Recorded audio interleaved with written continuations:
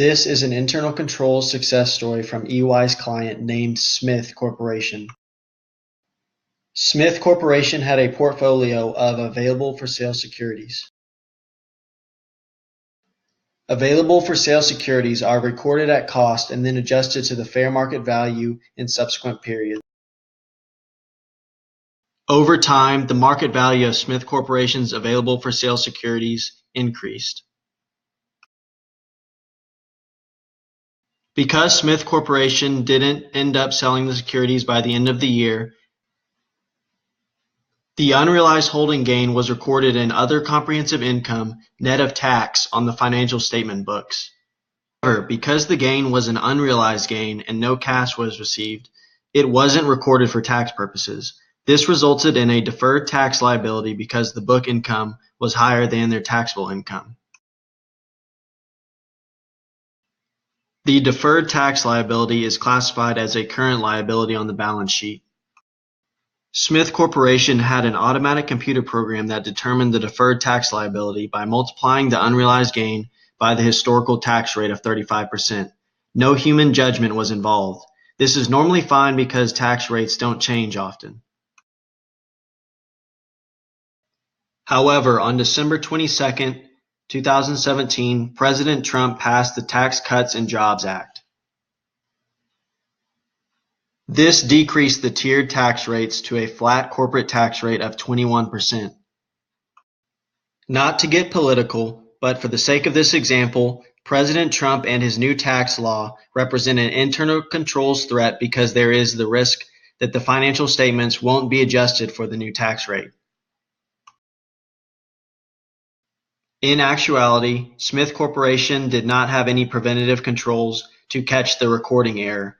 Therefore, the first draft of the financial statements was printed and distributed to the office using the old 35% rate.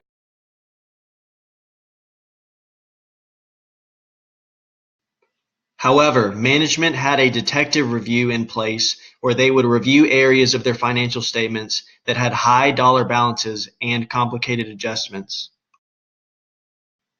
They selected a few high-value investments to test, and then discovered that the unrealized gain was calculated using the wrong tax rate.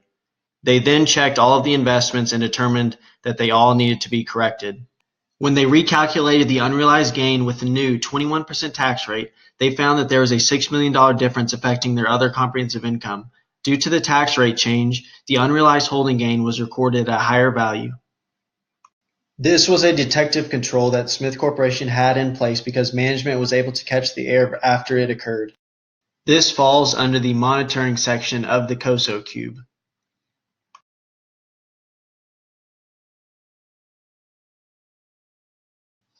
Monitoring is defined as policies and procedures that help ensure that the risk responses, as well as other entity directives, are carried out.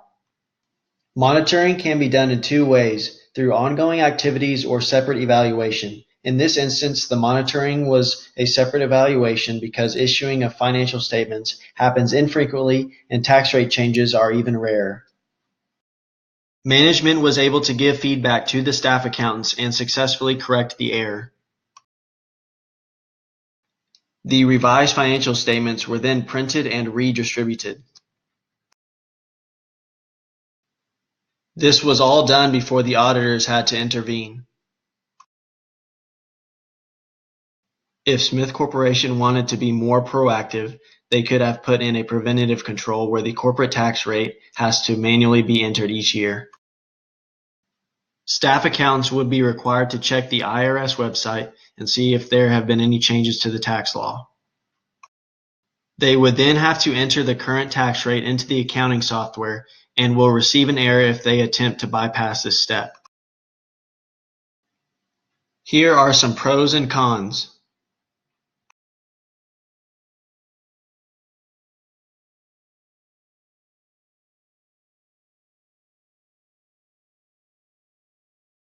This preventative control can be classified as a control activity on the Coso cube.